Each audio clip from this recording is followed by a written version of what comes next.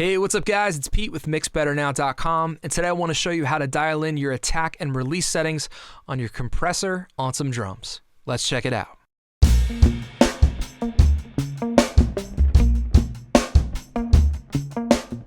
Okay, so I'm in the middle of mixing a song for a client. It's a hip-hop track, but nonetheless, we have some drums going on here. We have a drum loop, we have a kick-in, kick-out, snare top and bottom, hi-hats, 3 toms, overheads, and a drum room mic.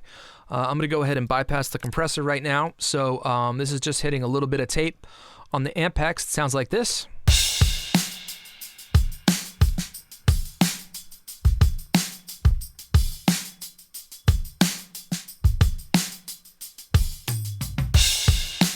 So I've just gone ahead and looped the drums so we can really focus and dial in our attack and release. Now, compression, very quickly, very simply, a compressor is an automatic volume knob, and the idea is it will turn down the volume when the volume gets too loud, and it will turn up the volume when the volume gets too quiet. I know that might be a simplified way of explaining it, but that's really all a compressor is. It's a mean of controlling the transients and controlling the volume in your session. Okay, so for this I want to use one of my favorite compressors. This is the FabFilter Pro C2. Now, as I always say, it doesn't matter what compressor you use. The reason I want to use the FabFilter here is it has a lovely interface, which I think is going to make this a whole lot easier visually for you guys to look at while you're listening. So I don't want to focus on the ratio. I don't want to focus on the knee, the side chain, any of the advanced compression settings we're not going to look at. The only thing we're going to pay attention to here is the attack, release, and the threshold. But I do want you to know it does default to a 4:1 ratio. The default attack time is a very quick 0.25 milliseconds, and the default release is around 210 milliseconds. That's not super fast, but that's not slow either. I mean, that's getting fast-ish. I have the auto gain setting on just so we can keep it pretty steady throughout while we're changing volumes. And let's just go ahead and take a listen to what it sounds like default. Here we go.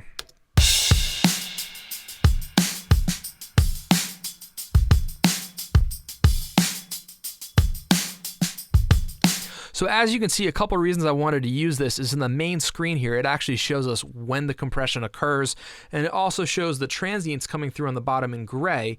And what's helpful about that is you can visually see when it's pushing the transient down and when it's letting go. The attack is how quickly the compressor will essentially turn the volume down when a transient hits, and the release is how quickly it will let that go. I'm going to hit play again, take a look at the screen, and then also over here on the right, we have our gain reduction meter in red.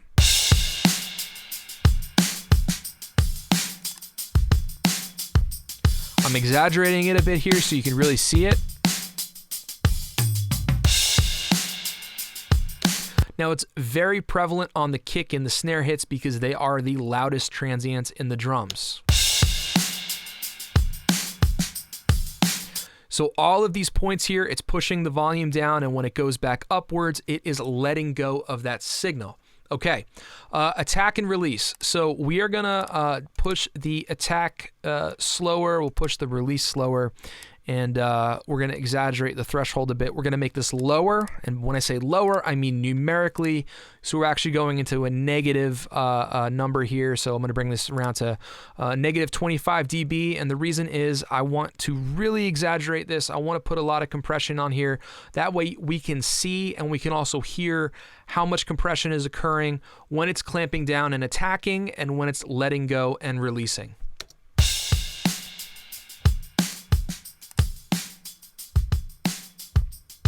So being that both are very slow right now, we have a slow attack, which means that the gain reduction is slow to engage, and it means it's slow to release or to go back to unity, which is 0.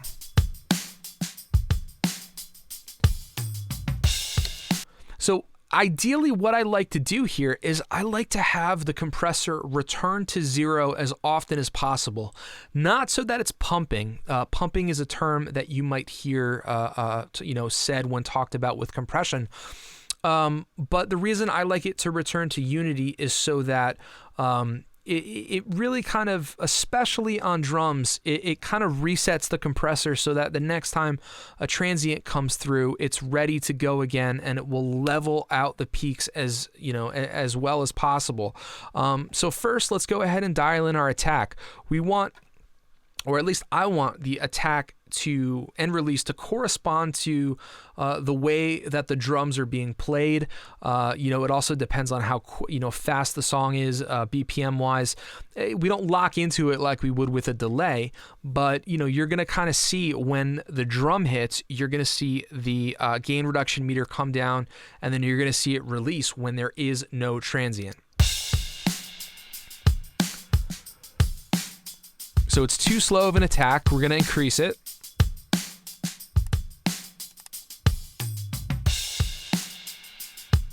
We're around 40 milliseconds right now. Still a bit too slow.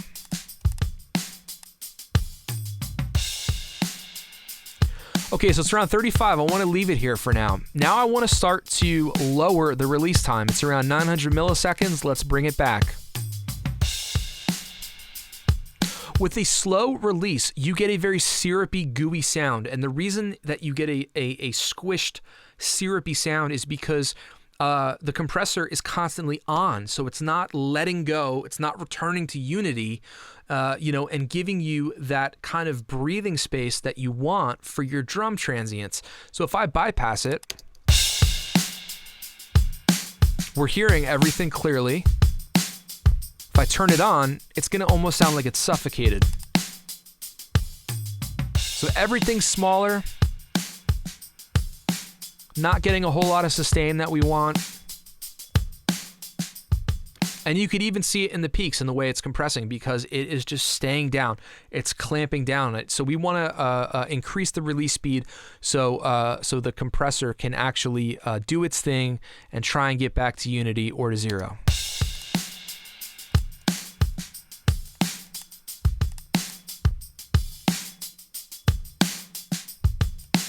And you can actually hear that too. So as soon as I increase the speed of the release, all of a sudden you start hearing a lot more snap in the snare. The snare is really where you're gonna hear it, in the kick and the snare. But pay attention to the sustain of the snare drum.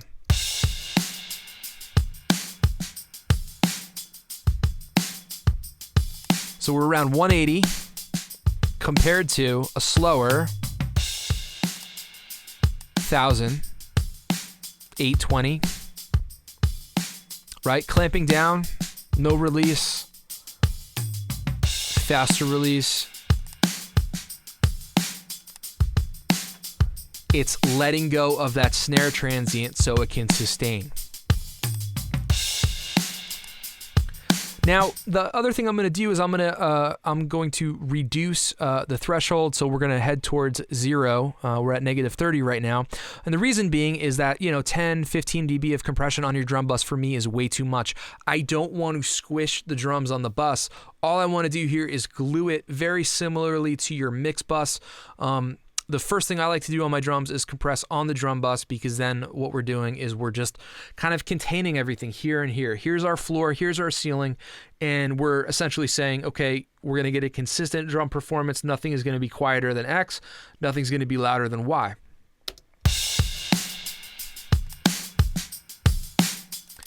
And you can hear, as soon as I increase the threshold, the drums start to sound bigger and they have more sustain.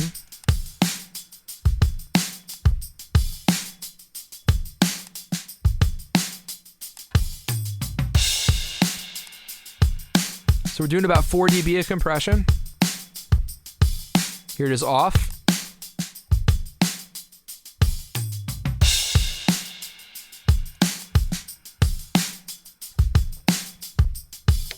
Okay, so that's sounding really good to me. If we look at our reduction here in the middle on the meter,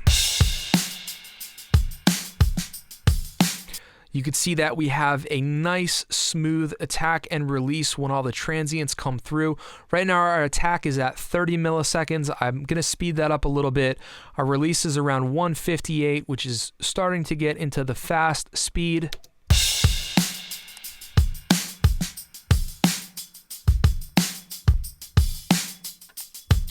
So around 20 milliseconds of attack.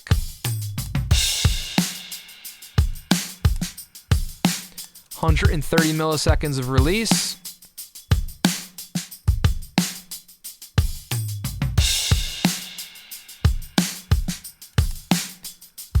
Now, the whole time I'm constantly massaging the attack and release, I'm also massaging the threshold because, like I said, I don't want to obliterate the drum bus. I want to simply glue the drums, and I want to add punch and sustain with the compressor as a means of controlling, but also as a means of enhancing.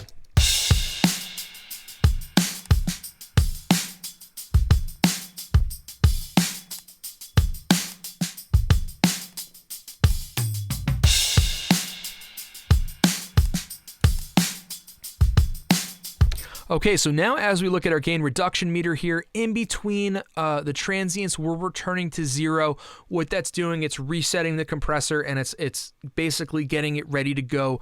So the next transient that comes through, it's ready to attack, to control it, and then to release again. This is in,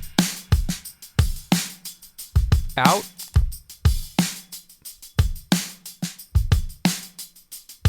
in, out, in,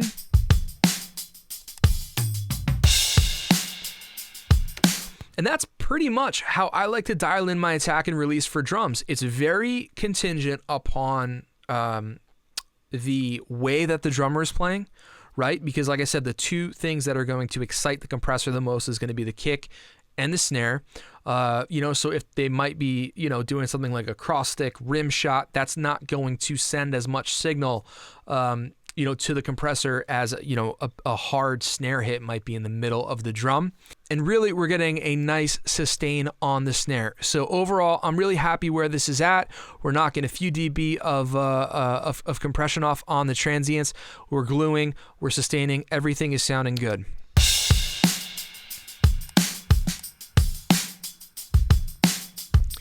So 20 milliseconds of attack and 100 milliseconds of release is sounding really nice to me. Now, just before we wrap up here, what I'm going to do is I'm going to show you how much the release will, how large of a role it has to play in the way that your drums are going to sound.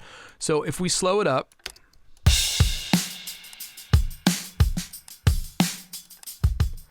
we get that squished, syrupy kind of thing again. So that's one extreme that's not, not a great sound. And the other extreme is going to be if we go too fast. It's actually distorting because there's so much push and pull happening from the attack and release. When the release is so quick, it's trying to essentially turn itself off, and get back to unity. So there's so much fighting going on, that it's just not going to sound good. So the appropriate spot for this is, you can just move the knob around and just listen, right? Too fast, too slow. And if you don't want to work with your eyes, just listen to it and start turning the knob slowly.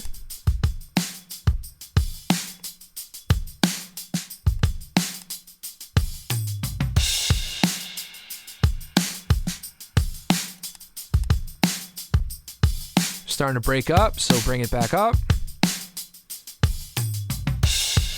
And that's a really optimum spot and setting for the attack and release on these drums, all right? Right? Like I said, the idea isn't to obliterate the drums here. This isn't parallel compression. All we're doing is taming the transients. We're shaving the peaks off. We're setting basically a floor for them, and we're creating a ceiling, and we're saying the drums are going to live between here and here. All right, so that's it for me. Just wanted to show you a little overview of how I like to set up my attack and release times when compressing on my drums. As always, I appreciate you guys watching. I hope you have an awesome day, and I will catch you next time.